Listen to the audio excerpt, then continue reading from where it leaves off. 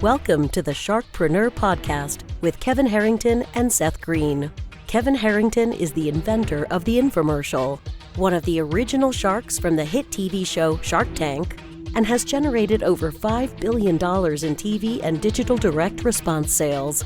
Seth Greene is the world's first trusted authority on cutting-edge direct response marketing, a best-selling author, and the only 3-time Marketer of the Year nominee. On the podcast, Kevin and Seth interview sharkpreneurs who share straight talk on what it takes to explode your business. Why do so many businesses struggle while others seem to explode overnight? Do you wish you had the secret to this type of exponential growth? Now, I've scaled more than 20 businesses to over $100 million, and it's not just luck. In my new book with Mark Tim, Mentor to Millions, you'll learn the repeatable framework I use in all my business ventures for massive success. Order at kevinmentor.com and get over $1,000 in bonuses. Head to kevinmentor.com. Welcome to the Sharkpreneur podcast. This is your overjoyed host, Seth Greene. Today's not a normal episode because we found out 5 minutes ago that we made the Inc. 5000 for the first time. And now I am jumping on, and Kate said, "Do you want to reschedule and go celebrate?" I said, "No, we're doing the show." So I have the awesome good fortune to be interviewing Kate DiLeo from katedileo.com. She is a brand pragmatist, has built over 300 brands, has helped hundreds and hundreds of business owners grow, best-selling author, the list goes on. Kate, thank you so much for joining us. Well, thank you for having me and congratulations. Thrilled to hear about this news, Seth. We're not here to talk about me. We're here to talk about you. Let's go back in time just a little bit. How did you get started? I have no clue. No kidding. I have no idea. No idea how I got here. You know, I definitely am probably like many other entrepreneurs and founders. I'm a bit of an accidental founder and entrepreneur. I don't know if most of us go to college saying this is what I'm going to do with the rest of my life. But for me, actually, I fell into building my business through the very perilous path of the market crashing and having to take a sales job out of college. And it was really in that sales job, cold calling IT professionals and having to sell them training classes where I learned the art and the science of delivering a very systematic brand pitch that got more people to convert and want to stay on that phone call. And so that was the beginning for me of now building a career and helping other organizations build that winning brand pitch. Okay, so I'm sure the longer version is in the book, but yeah, you glossed over, I think, something that our listeners and viewers could learn from. Talk a little bit, if you remember, about the moment of decision from when you went from your sales job that you were not happy with to trying to figure it out to when you decided, when the light bulb went off and you said, "Oh my God, there's a whole separate business here." Yes. Well, you know what's interesting is it took me a while. I think I was a slow learner, probably like a lot of us, where we're like, I'm dabbling. I was a professional side hustler for so many years, you know, where I was just like, listen, I have my family, I'm getting married, I'm growing in corporate. For me, the decision was two steps. So the first thing that happened for me is coming out of that sales job, I got recruited out to actually go build brands in the agency world and then in corporate sector. Okay. But even all the while I had mentally thought, well, I need the benefits. I've got kids. I'm going to stay in the corporate, thing. But Seth, I started to dabble in side hustling. And all of a sudden there was this demand point. The real tipping point actually was about 4.5 years ago when I took my business full time. And what happened was I had actually already increased my revenue. I'd made over 60% of my income with my side business. And I decided that at that 60% point, I had told myself it's time to make this jump. The pattern has emerged. There is a demand of people asking me for this by referral only. And when that happened, I recognized that I needed to go all in and build this as a legitimate enterprise. That makes a ton of sense. Do you remember who your first client was? Yes, I do. Can you share that information? Yeah, her name was Teresa. So the first client I took, her name was Teresa, and she was building a coaching business on the side. And at the time I was working with a lot of coaches and independent consultants, and they just needed some messaging help. They needed to figure out how did they better attract and engage their customers and with a succinct pitch. And so that was where I started, and I cut my teeth on building brands on my own. prior to that, it was interesting, Seth. I was building brands in the agency world for larger companies, for e-com companies, for various sectors such as even construction, industrial manufacturing. I had this really broad strokes set of companies that I had served through my day job. But on the side, my first client, she was a coach, and she said, Kate, I'm leaving my day job to go be a coach full time. What in the heck do I say when I walk into the room? And that for me was the beginning of like, okay, let's do this. And I mean, you've had an incredible journey. Talk a little bit about the way the business looks now, and then we'll go back and fill in the middle. Sure. So when I first started, it was interesting. I, at the time, was delivering a few different sets of services, which is pretty common. You know, I'm a full-time solo entrepreneur, by the way. I still do not have a team, and I'm very intentional about that. We'll talk about that because I think that's interesting. And a lot of people are going that route. But for me, I started by offering a few sets of services, one of which was my primary service of a brand consultation program that was like a 4 to 6 week project. At the beginning, I was doing maybe 10 to 15 projects, per quarter. They were pretty fast, pretty iterative, but I was doing a lot of work with a lot of companies. Fast forward to where I am now, I run probably about a total of 30 big projects per year with 30 different clients. And then I'm in the process of actually launching a SaaS version of my consulting program, which goes live in September of 2023, enabling more companies to actually go through that. So I've been going through this iterative process, Seth, of how do I productize myself? How do I get up and out of the weeds? Because I have 4 young kids under the age of 9, and God bless America, I have nothing under control past 5 p.m. when they're, it's like the witching hour. Well, God bless you for pulling this all off at the same time as being super mom. Oh my God. Absolutely incredible. Who is an ideal client for you now? So for me, I really love working with fast growing startups. So predominantly there's a tech focus. So over 75% of my clients have some sort of tech lens. That could be AI, that could be fintech, could be all sorts of stuff, but they're typically a Series A to Series C venture-backed startup. For more established companies that have been around a while, they're doing anywhere from about 1 to 5 million in revenue at a bare minimum. My sweet spot is like 5 to 15 million a year in revenue. And then is there a particular industry that you work better in or have had more results in?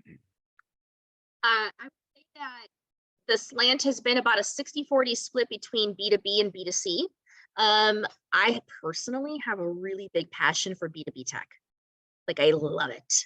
And because I used to develop, I was a developer, I understand it.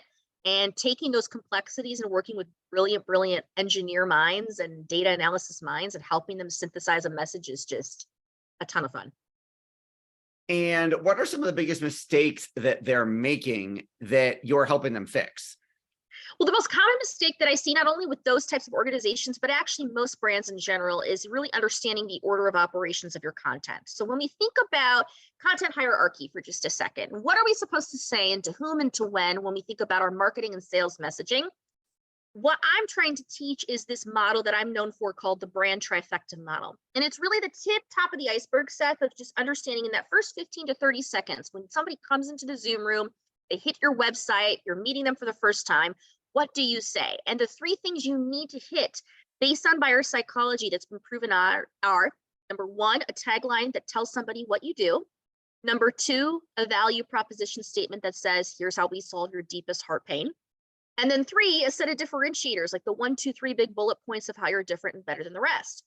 That is actually stuff that brings that person authentically to the point of conversion where they go, that makes sense. Now tell me more about how it works, what it looks like, what's included, what's the cost. So brand belongs at the tip top. That then brings those technical experts to understand, oh, okay, now somebody's ready to go features and benefits and all my charts and all my white papers and all my blogs and Problem is most of us reverse this and people are lost because we hit them with too much information. You're absolutely right. I think we've all, as business owners and marketers, been guilty of anything from fire hosing people to verbal vomit of everything we know, going, let me tell you, I've been guilty of this myself. My wife has trained me because we would go to, a party or a birthday. I have 3 kids, so it's birthday parties, school graduate, it's all the kids stuff, sporting events. and I would be talking to the husband and somebody would say something and I would go off to the races and go, oh, here's the funnel that I would design for that. And here's your traffic sources. And here's the lead magnet. And here's all this stuff. And my wife would be like, stop. His eyes are totally glazed over. Glazing. He's checked out and he's like, what's an opt-in page? And she's like, you have to meet people where they are. And he did not, even though you got excited and had an idea because you can't help yourself. He didn't ask you for any help or any advice. It's because we have FOMO. Like, let's be really honest here. As founders and leaders, we all have FOMO and we're all super scared. But Kate, if I don't tell them everything about all the amazing features and benefits and all the cool stuff I did, then they're not going to see value and they're not going to buy. The reality is nobody gives a crap about your products or services until you tell them what you do, how you solve their problem, and how you're different. And those are 3 big bullet points that you can hit clearly, crisply, in such a way that it provokes that person to ask the next question. That's the point of brand. Get them there on their own.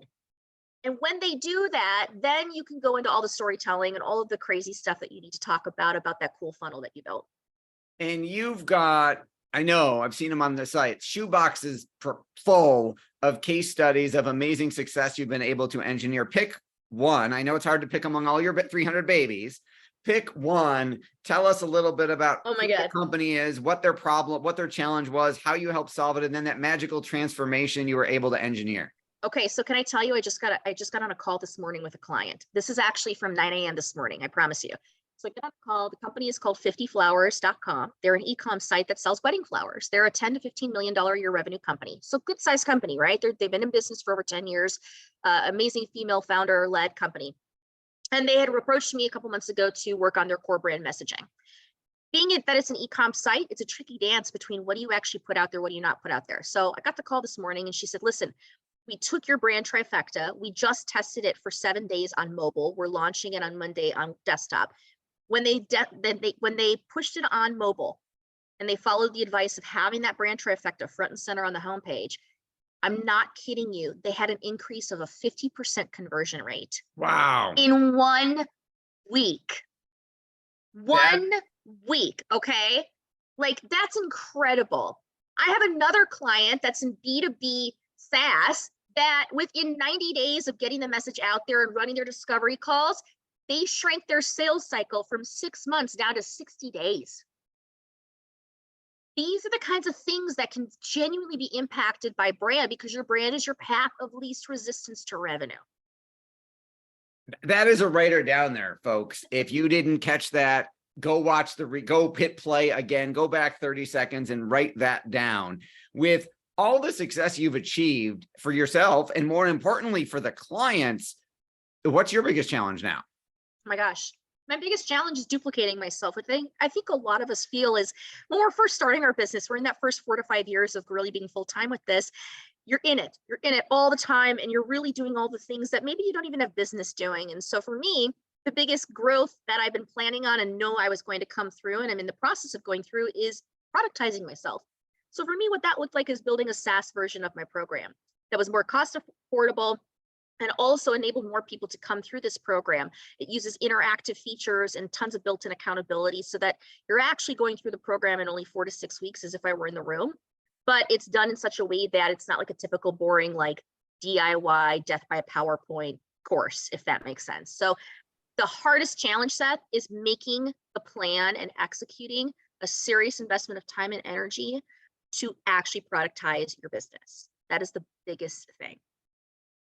I think we're all guilty of that, all need some of that, unless you theoretically manufacture a physical widget. Yeah, right. In a professional service business, it's how do I create something that generates passive revenue? Like let's say you wrote a book, you get royalties, you don't have to rewrite it every single time. How do you turn what's in your head, that priceless gold, into something people can consume while you're sleeping on the other side of the world? It's right. And you know what I did to start with, by the way? So I'll tell you how this was baby steps, because this might be helpful for somebody. Is when I started, I thought to myself, I can't reinvent the wheel every time I run this darn project. Hold on, I've helped hundreds and hundreds of companies. What is the method that I know I have done time in and time out that always will work?